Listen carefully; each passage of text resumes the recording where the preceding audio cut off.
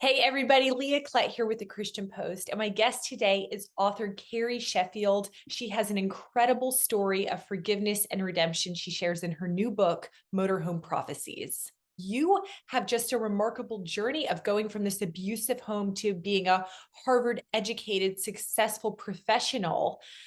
So I'm so excited to dive into this story with you, but I just first want to ask you, when did you get to the point where you were like, okay, I'm ready to share my story with the world?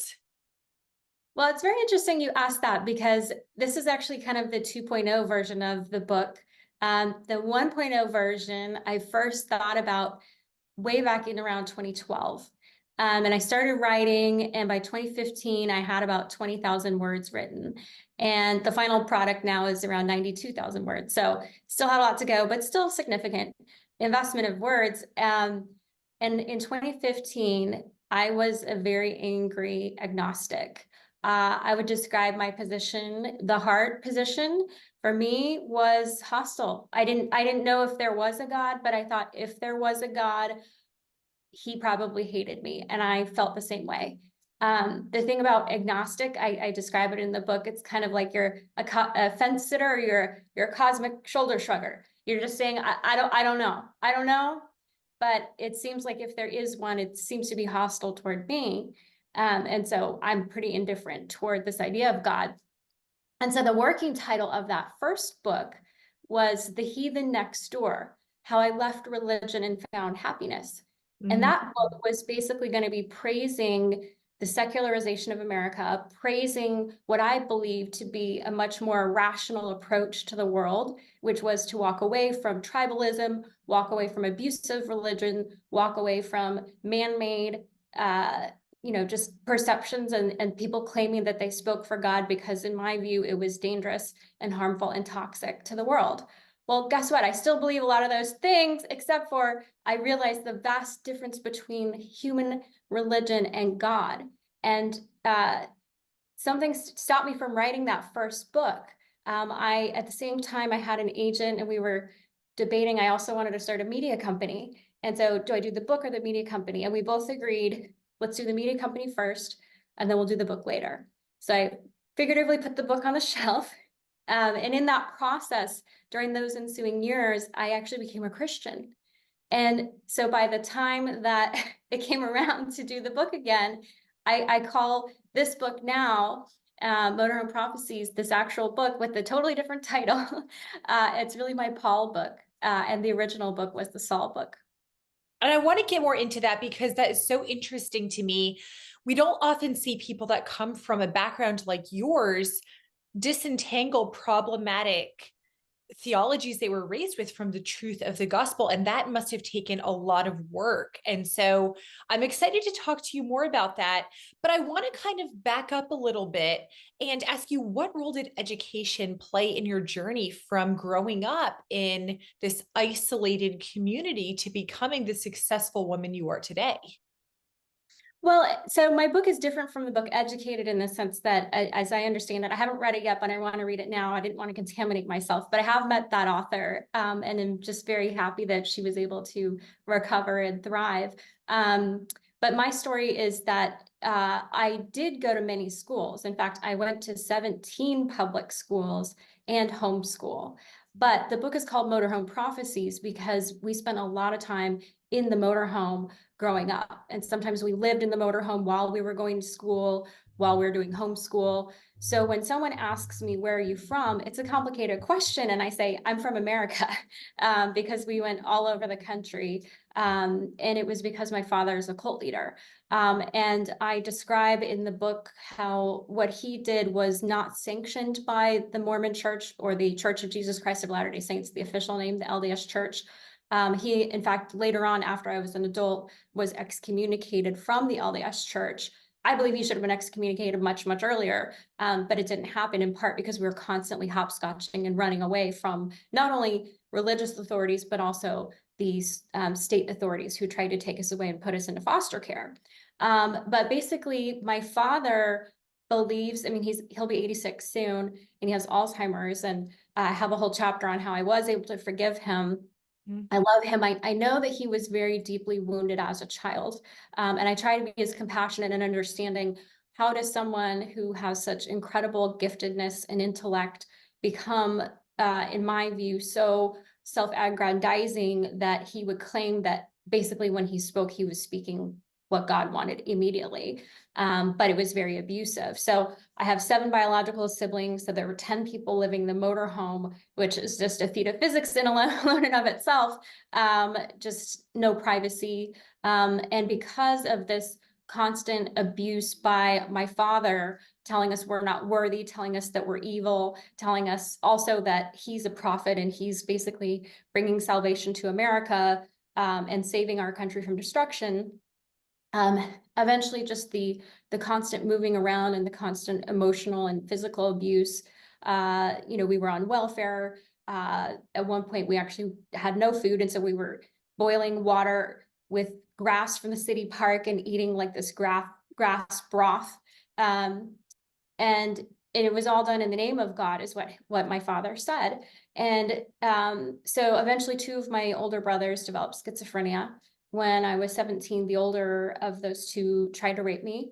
And he, groped me, and it was just incredibly scary and just psychologically damaging to me. And at that point, I knew I had to make a decision. And I walked through the book how it was sort of my first investigative journalism project: is my father a prophet? Wow. Carrie, what was it like emotionally writing this book, reliving some of these really traumatic experiences?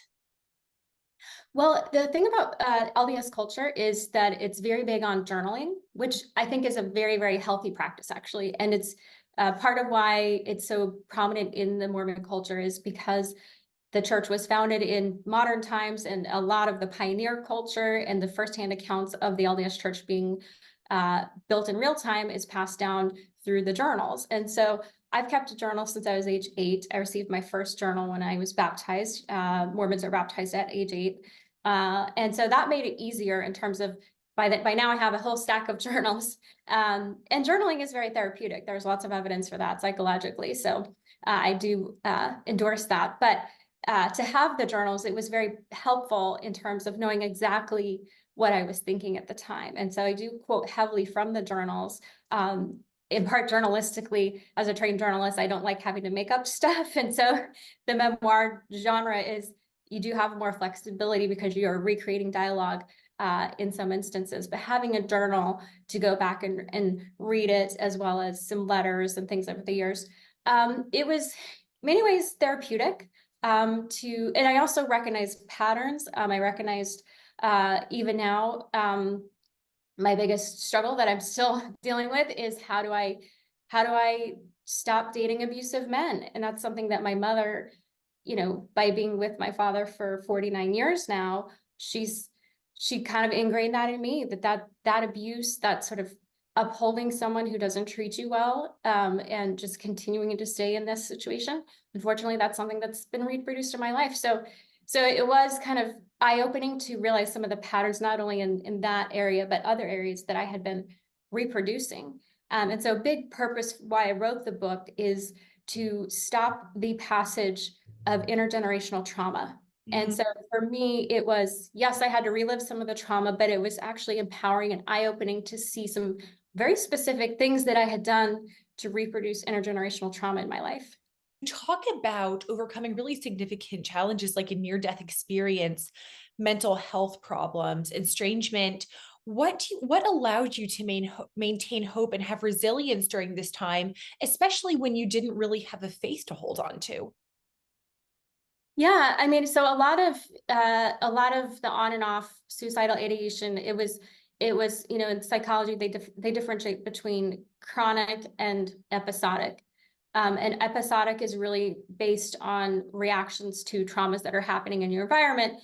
Chronic is just sort of like a permanent, that's just kind of the chemicals of your brain. I'm really more of an episodic depression type person. However, because of my childhood PTSD, I had not developed the healthy emotional regulation to deal with these traumas. So kind of everyday traumas of, excuse me, like I talked about in the book, I got laid off. There was a new management came in and they laid off a bunch of people from the old management because they wanted their own team. Well, that devastated me and made me feel suicidal. And for someone who had healthy emotional regulation, a healthy family support, just a healthy self view, wouldn't have felt that way, or would have been able to bounce back much easier than I did without having fantasies about how I was very specifically going to kill myself. And even after I was baptized, I'm not going to lie, I still struggled with my mental health because I had not, again, done that work of understanding. And I was really suppressing a lot of, not understanding, again, the childhood PTSD. I remember at one point when I was first diagnosed with PTSD at 19 years old, my sophomore year, the first time I had gone to therapy was my sophomore year of college. And I remember actually feeling unworthy of that diagnosis because I was like, oh, well, that's just for veterans who actually did something to help our country. I'm not even like worthy of that, So it's just like, wow, you're not gonna get better if you don't actually accept you have something, and even just accept that you're worthy of having the tools, or just, there's all kinds of methodologies and things to treat it. But if you don't believe you have it or understand that you have it or that you're worthy of being treated, then you're going to struggle like I did. And to be clear, like, I know for some people within the Christian faith, they might be skeptical of therapy. To that, I would say, like, you should therapist shop. Like, there are good therapists and bad therapists, just like good car mechanics and bad car mechanics. But God, God is our healer. And I say I've gotten through all this with a combination of prayer and therapy. So I call it prayerapy.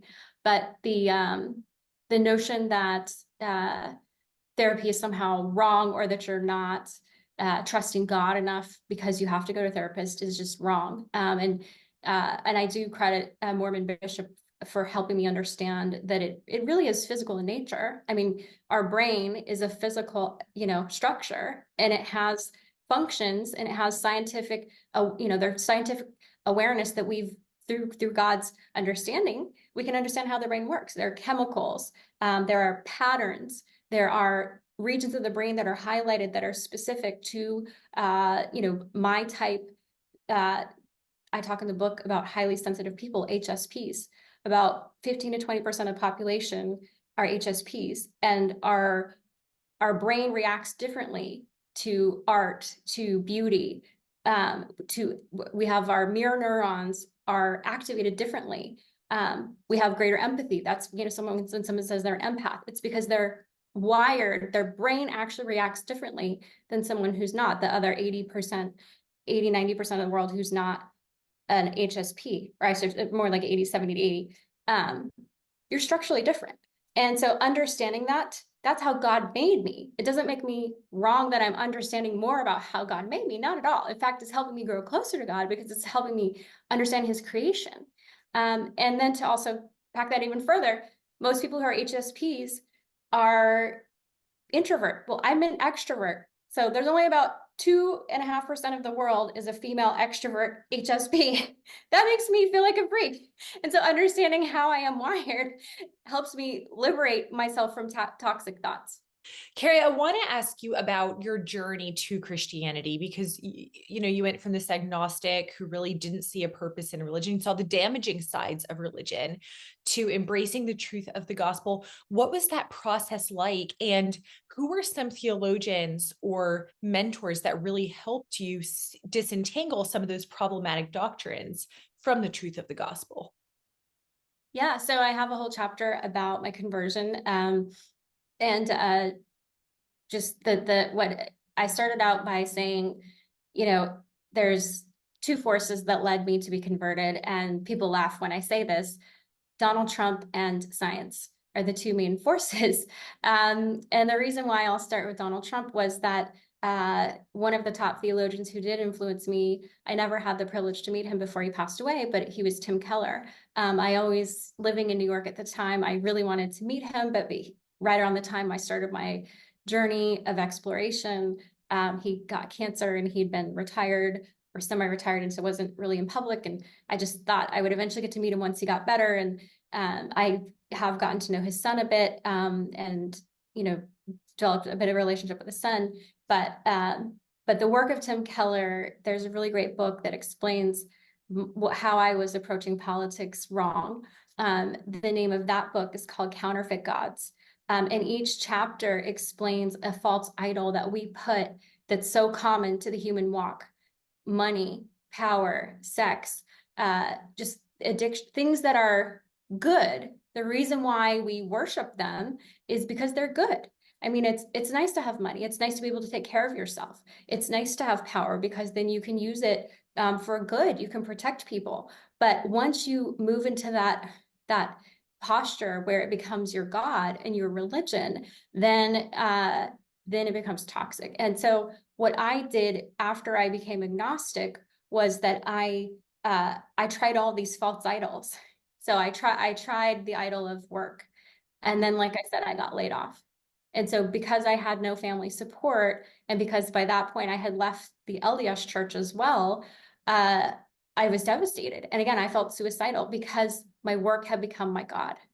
Thankfully, I got a therapist and, was able to just overcome that desire at that time for suicide, got through that.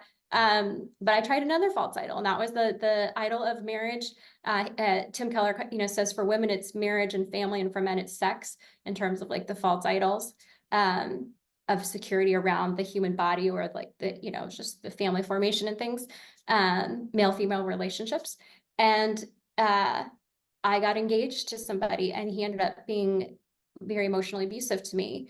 And I saw that I was recreating my mother's pattern, and I was able to break it off after 2 years. But unfortunately, I again felt suicidal. And so again, this pattern of just putting something ahead of God. And so finally, I realized, I thought that I had put the ultimate God, again, I'm agnostic here, the ultimate God, which I thought would not fail me, was the God of politics. And how wrong that was. And so I got a full scholarship, a tuition scholarship to Harvard University for a master's degree in public policy. And the school that I studied at was the Harvard Kennedy School of Government.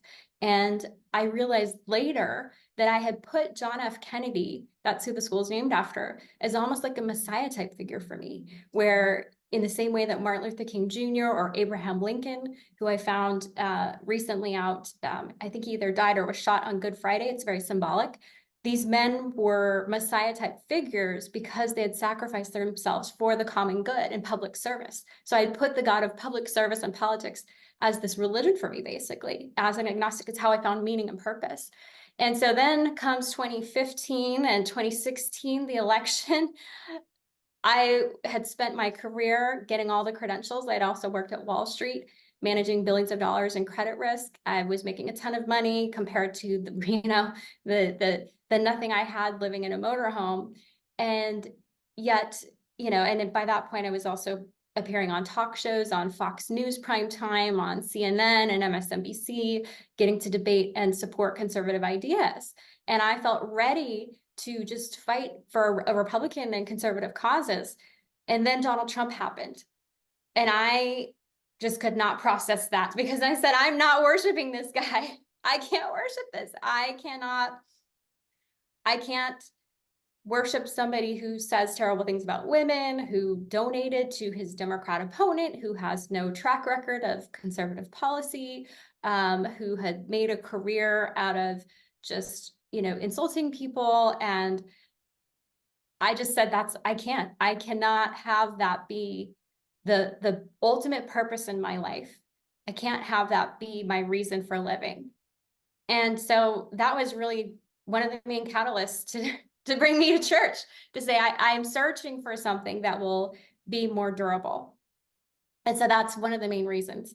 And then the second force that I mentioned is the force of science. So during this process of the conversion, when I started to go to Redeemer, which is Tim Keller's church, I was going to a small group then. And then I also started to study metaphysics and understanding more about the science behind creation, because I am very stubborn. And because I had also worshiped at the altar of the human intellect, going to Harvard, where I'm surrounded by agnostics and atheists, people who had never actually really grappled with faith, just completely dismissed it outright.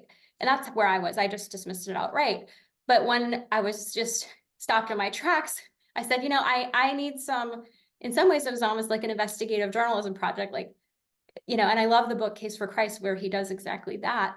So that book was, formative for me as well. But to understand the metaphysics of creation is just mind blowing. The fact that statistically speaking, the probabilities of Earth being at this velocity, at this temperature, at this distance from the sun, it's essentially zero. It's infinite, almost infinite zeros with a small little one.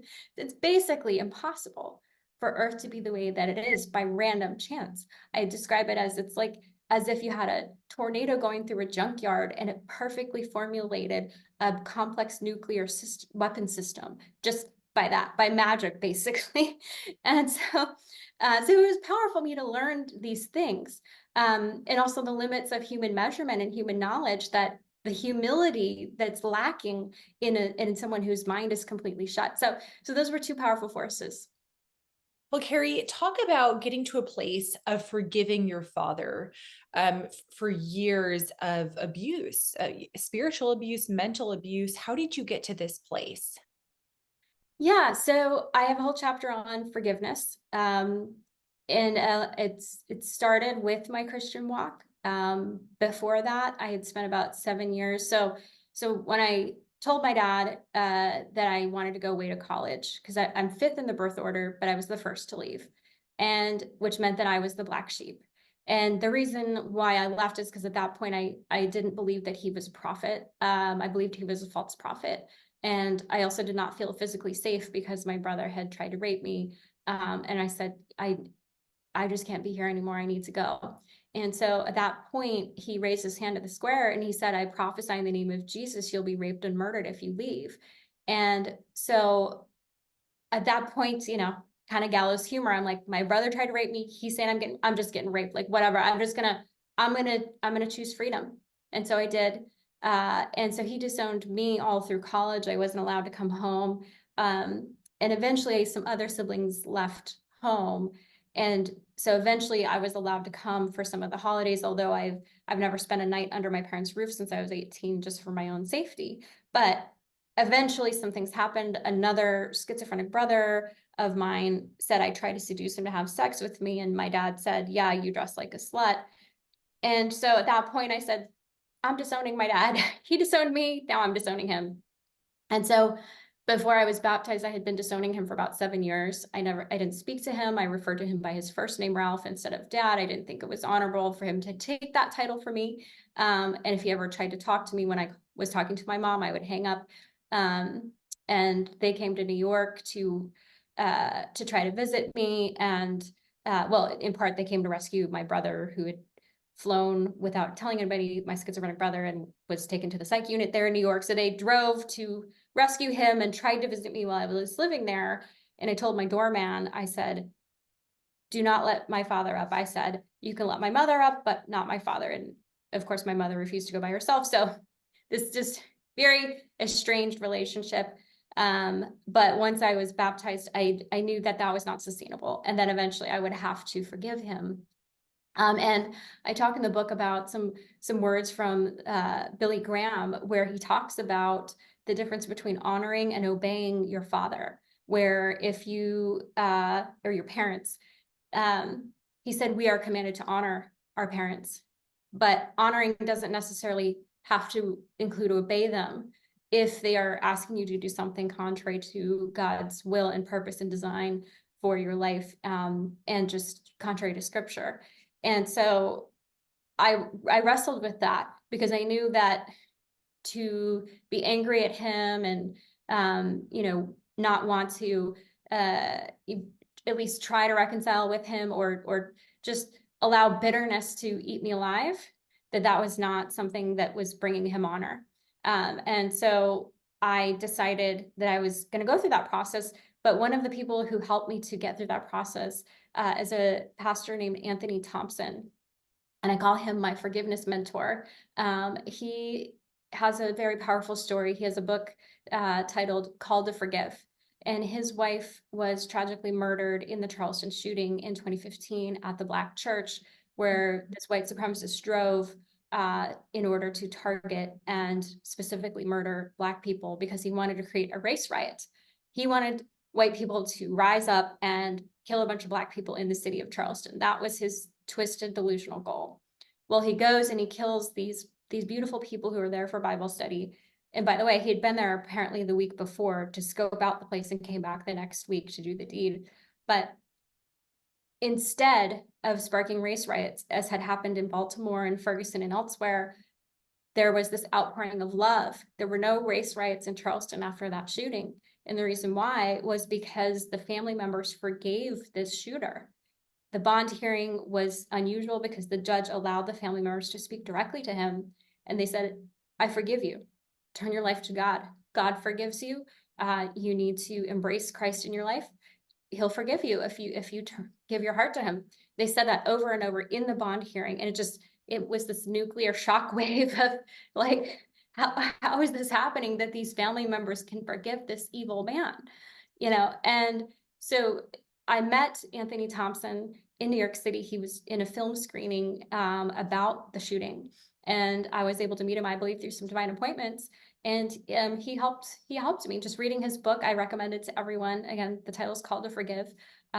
Helped me to go through that process. And so, even though I disagree with my father on many things, including theology, I also know that I do have the right to healthy boundaries, and to be able to know the difference between, someone speaking life and blessing on my life and someone speaking curse and darkness over me.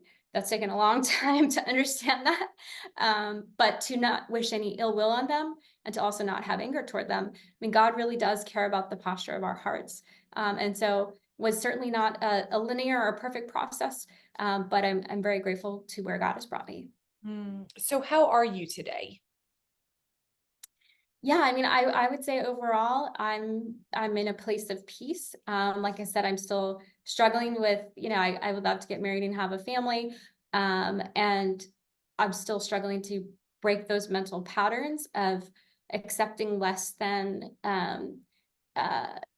less than somebody who actually cherishes me versus just uses me. I've dated, unfortunately, substance abusers, an alcoholic, drug addict who were hiding it from me. Cheaters. I've been cheated on multiple times. And so it's just, it's really sad to know that I am actually bringing that on myself because I believe that I fundamentally don't deserve better. And so it's actually something I'm still struggling with.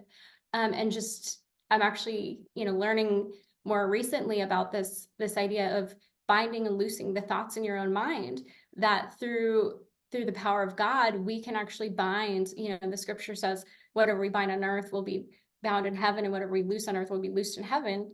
Well, our thoughts, I'm learning to do that, in terms of my own negative self-talk, that I can bind a thought and it will be bound in heaven, and I can loose a positive, empowering thought and it will be loosed in heaven. So yeah, that's something that's been really helpful for me, just to go through that. And in my career, I am very happy. I love what I do. I love being able to advocate for policies that I believe in. I love my church. It's like a family here. And so yeah, I have a full life, great friends. Still, like I said, life's not perfect and it's a journey, but I would say overall, being able to share the love of God and let people know that even if you've gone through hell, you can come through and be with God, and that he loves you. And a big theme I have in the book is the difference between religion and relationship, and to see what's happening in our culture, that there is this secularization, especially young people are turning away from God at rates not seen before from prior generations when they were young. I find that discouraging. However, I understand it, having gone through it. And so I feel like my life is kind of a warning to people, like, this is what's going to happen to you if you walk away from God. You're going to be, I know some other people, everyone has a different walk, but I think in terms of, our country, like our country's best future and destiny is one that is relying on God. And that's our national motto, "In God we trust." That will be the best way forward for us. And seeing, we had record suicides that were just recorded. We just got the data at the end of 2023. It's the highest suicide rate and number ever. And as someone who has struggled with suicide, I talk in the book about different studies that show the science is there, that people who go to church regularly and engage in religious practice, places like Harvard School of Public Health, the National Bureau of Economic Research, which is one of the top economic research organizations in the whole country, they have both found there's a very strong correlation between saving your life, fewer suicides, fewer alcoholic deaths, fewer drug overdoses for those who are engaged in these spiritual practices. So God saves, and my life is a testament to that.